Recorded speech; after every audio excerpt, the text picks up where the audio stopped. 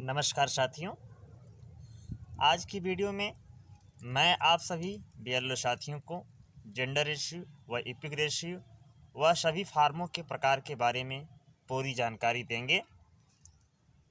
अगर आप सभी पहली बार इस चैनल पर आए हों तो चैनल को सब्सक्राइब कर लें एवं अन्य सभी बीएलओ साथियों को जल्द ही शेयर कर दें। आप सभी के लिए ये जानकारी बहुत ही महत्वपूर्ण है। तो आइए हम सबसे पहले जानते हैं कि जेंडर रेशियो क्या होता है। जैसा कि आपके सामने एक इंटरफेस खुला हुआ है जिसमें आपको ये मैं बताना चाहता हूं कि जेंडर रेशियो निकालने के लिए महिला मतदाताओं की संख्या को पुरुष मतदाताओं की संख्या से भाग देकर उसमें 1000 का गुणा कर देते हैं। इस तरह प्रति 1000 पुरुष पर महिलाओं की संख्या का पता चलता है। इसे ही जेंडर रेशियो कहा जाता है। आइए तो अब बताते हैं कि आपको जेंडर रेशियो निकाला कैसे जाता है। तो इसके लिए आपको जेंडर रेशियो निकालने के लिए आपको महिला वोटर के बटे पुरुष वोटर और गुणे 1000 कर देंगे तो आपका जेंडर रेशियो निकल जाता है। यह महिला वोटर पुरुष वोटर की संख्या आपको अपने वोटर लिस्ट के पहले ही पृष्ठ पर मिल जाती है। तो साथियों चलते हैं हम अब जानते हैं कि इपिक रेशियो क्या होता है। इपिक रेशियो निकालने के लिए कुल मतदाताओं की संख्या को उस बूथ की निर्वाचन आयोग द्वारा उपलब्ध कराए गए प्रोजेक्टेड अनुमानित आबादी से भाग देकर उसमें 100 से गुणा कर देते हैं। इस प्रकार मतदाताओं और आबादी के बीच के अनुपात को इपिक रेशियो कहा जाता है। तो साथियों आओ हम बताएं आप कैसे इपिक रेशियो का कैलकुलेशन करेंगे। तो इसके लिए आपको कुल मतदाता बटे उस बूथ की कुल आबादी और गुणे 100 आप हल कर देंगे, आपका इपिक रेशियो निकल जाएगा। तो साथियों अब हम आपको मतदाता निर्वाचन नामावली को शुद्ध करने के लिए जो जिन फार्मों का प्रयोग किया जाता है बीएलओ द्वारा उसके बारे में आपको हम जानकारी देंगे। तो पहला फार्म आता है फार्म 6। फार्म 6 जैसा कि आपके सामने है, इसको संवर्धन फार्म भी बोला जाता है। इसका प्रयोग पहली बार मतदाता बनाने या किसी एक निर्वाचन क्षेत्र से किसी अन्य निर्वाचन क्षेत्र में स्थानांतरण के कारण निर्वाचन नामावली में नाम को सम्मिलित करने के लिए आवेदन पत्र होता है, जिसका प्रारूप इस प्रकार आता है। देखिए आपके सामने ये प्रारूप 6 का खुला हुआ है, आपको यहाँ से ध्यान से देखना है। इसमें आपको विधानसभा का नाम डालना है। यहाँ अगर पहली बार मतदाता बना रहे हैं तो यहाँ पर टिक करना होगा, या कहीं से स्थानांतरित हो रहा है तो यहाँ पर टिक करना होगा। यहाँ आपको एक अपना नवीनतम फोटो आवेदक का लगा देना होगा। इसके बाद आप आवेदक का यहाँ पर नाम केवल नाम लिखना है, श्रीमती और श्री नहीं लगाना है। यहाँ उसके पति या पिता का नाम लिख देना है। यहाँ उसमें से जो हो वो टिक कर देना है। इसके बाद आपको उसका आयु फिल करना है। आयु जिस साल आप आवेदन कर रहे हैं उस वर्ष की 1 जनवरी को कितना हो रहा है वो आपको लिखना होगा यहाँ। जैसे मान लीजिए सन 2022 में 1 जनवरी को इनका आवेदक का जितना उम्र हो रहा है वो वर्ष और मास में यहाँ भरना होगा। फिर यहाँ दिन मास और उसका ईयर डेट ऑफ बर्थ का, स्त्री पुरुष में वह जो है यहाँ पर उसको टिक कर देना है। और उसके बाद उसका यहाँ पर गृह संख्या डालना है। यहाँ पर गृह संख्या बहुत ज़रूरी है। यह गृह संख्या आपको आवेदक के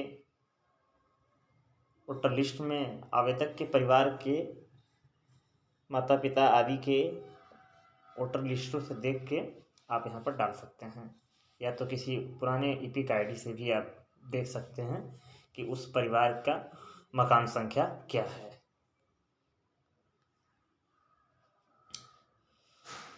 यहाँ पर आप उसका ग्राम डाल देंगे, डाकघर डाल देंगे, जिला और यहाँ पर राज्य, और उसका पिन कोड नंबर बहुत ज़रूरी है, क्योंकि अब आजकल चुनाव आयोग द्वारा ईपिक कार्ड बाई पोस्ट उनके घर जा रहा है।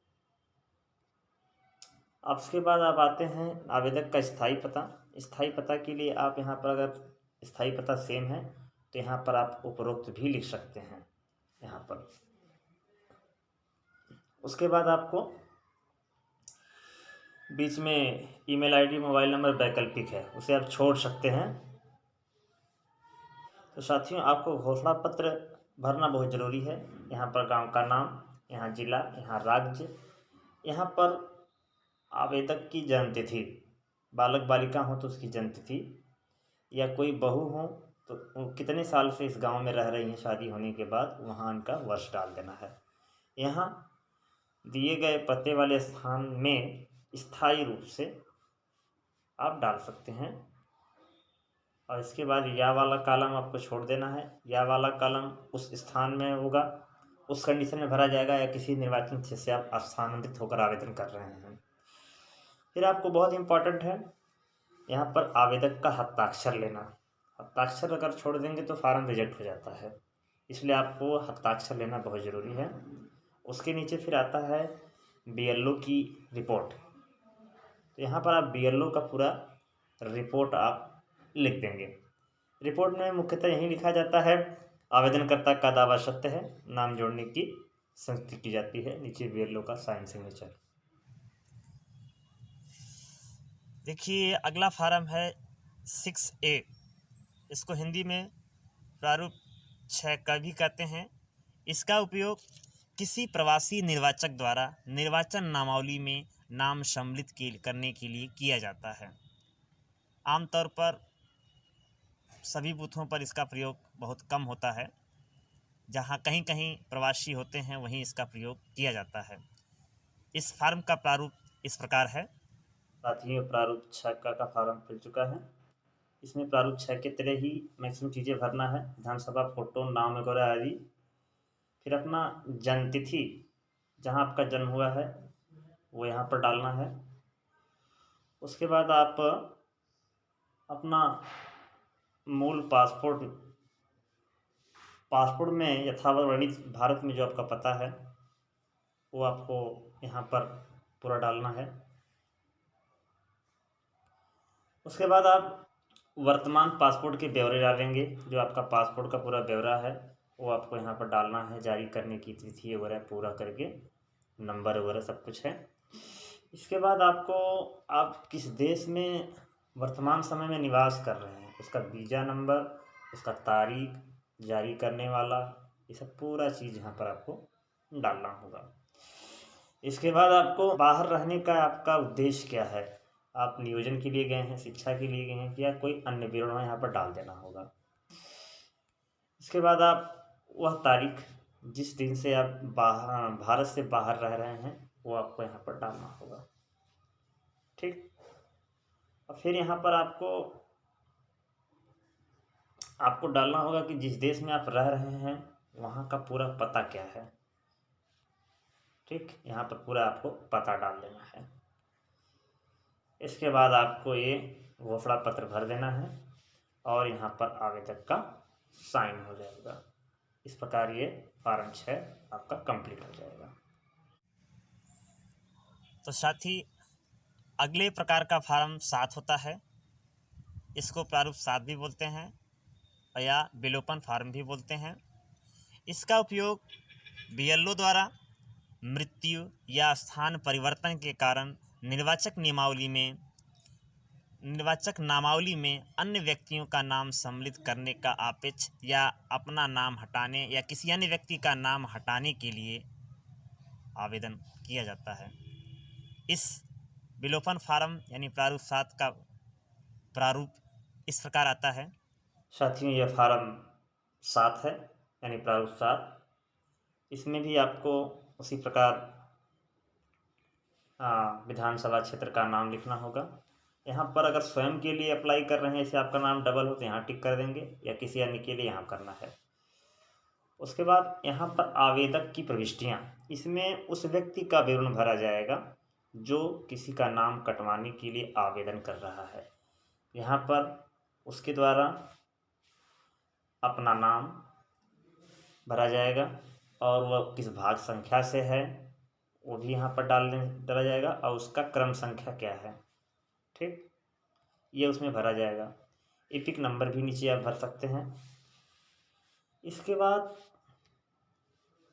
नाम काटे जाने वाले व्यक्ति का विवरण रहेगा। यहाँ उसका नाम हो जाएगा, यहाँ उसका भाग संख्या, यहाँ उसका क्रम संख्या, और फिर आप पुनः यहाँ पर उसका एपिक संख्या भी डाल सकते हैं।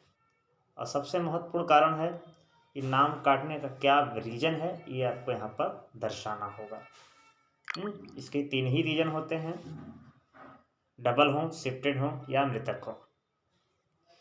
इसके बाद आपको यहाँ पर आवेदक का दस्तखत, जिसने आवेदन किया है नाम कटवाने के लिए, उसका दस्तखत लेना है। यहाँ पर आप स्थान और तारीख भी डाल सकते हैं। इसके बाद आपको BLO के यहाँ रिपोर्ट लिखी जाएगी, महोदय आवेदनकर्ता का दावा सत्य है, नाम हटाने की संस्तुति की जाती है, नीचे साइन। साथियों, अगले प्रकार का फार्म 8 होता है। फार्म 8 को संशोधन फार्म भी कहते हैं। इसका प्रयोग निर्वाचक नामावली में प्रविष्ट विशिष्टियों की शुद्धि यानी संशोधन के लिए किया जाता है, जिसमें आप किसी भी वोटर का नाम, फोटो, एपिक IC, पता, जन्म तिथि, संबंधी का नाम, लिंग आदि का संशोधन कर सकते हैं। इसका प्रारूप इस प्रकार है। साथियों, ये प्रारूप 8 है फार्म, जिसमें आपको उसी तरह इसमें विधानसभा क्षेत्र का नाम, आवेदक का नाम और इसमें संसदीय क्षेत्र का ब्यौरा वगैरह देना है। मित्रों, निर्वाचक नामावली भाग संख्या आपको यहाँ डालना है और उसका क्रम संख्या यहाँ पर डालना है। इसके बाद उसमें उसके एपिक ID में क्या क्या गलती है, नाम गलती है, क्या गलती है, यहाँ पर आपको उस कॉलम में टिक कर देना। जैसे नाम गलती है तो यहाँ, पता गलती यहाँ, जन्म तिथि यहाँ, संबंधी का नाम, जो भी गलत हो उसको आपको टिक कर देना है। और उसके बाद शुद्ध की जाने वाली प्रविष्टि में शुद्ध प्रविष्टियाँ नीचे लिख दी जाएगी कि इसमें क्या संशोधन किया जाएगा। नीचे आपको यहाँ पर लिखना होगा कि इसमें शुद्ध होके वो क्या लिखाएगा। जैसे नाम अगर राम है, अगर श्याम नाम होना चाहिए तो यहाँ पर आपको शुद्ध श्याम नाम लिखना होगा। फिर यहाँ पर आवेदक का हस्ताक्षर हो जाएगा और उसके नीचे फिर BLO साहब का ये पूरा यहाँ पर आपका रिपोर्ट हो जाएगा। महोदय आवेदनकर्ता का दावा सत्य है, नाम शुद्ध करने की, आयु शुद्ध करने की संस्तुति की जाती है। साथियों, अगले प्रकार का फार्म 8A होता है, जिसको प्रारूप 8 का भी बोलते हैं। इसका उपयोग निर्वाचक नामावली में प्रविष्टि को अन्यत्र रखने के लिए आवेदन पत्र होता है। यानी एक निर्वाचन क्षेत्र में निवास स्थान को एक स्थान से दूसरे स्थान पर स्थानांतरित करने के मामले में इसका प्रयोग किया जाता है। साधारणतः इसका प्रयोग विशिष्ट परिस्थितियों में किया जाता है। साथियों, संशोधन फार्म प्रारूप 8 का फार्म है। यह सेम उसी तरह है फार्म 8 की तरह और काफ़ी मिलता जुलता है फार्म 6 के तरह ही। इसमें आप वो जो पहले से जहाँ पर निर्वाचन अथवा वोटर हैं वहाँ इनका डिटेल डाल देना है, भाग संख्या, क्रम संख्या, उसके बाद उनका पता और पिन कोड आदि डाल देना है। और यहाँ पर आवेदक का हस्ताक्षर हो जाएगा, यहाँ स्थान, तारीख हो जाएगा। तो साथियों, सत्यापन करने वाले क्षेत्रीय अधिकारी की टिप्पणी यहाँ पर लिखा जाएगा, यानी यहाँ BLO का रिपोर्ट लिखा जाए। इसमें लिखा जाएगा, महोदय आवेदनकर्ता का दावा सत्य है, नाम स्थानांतरित करने की संस्तुति की जाती है।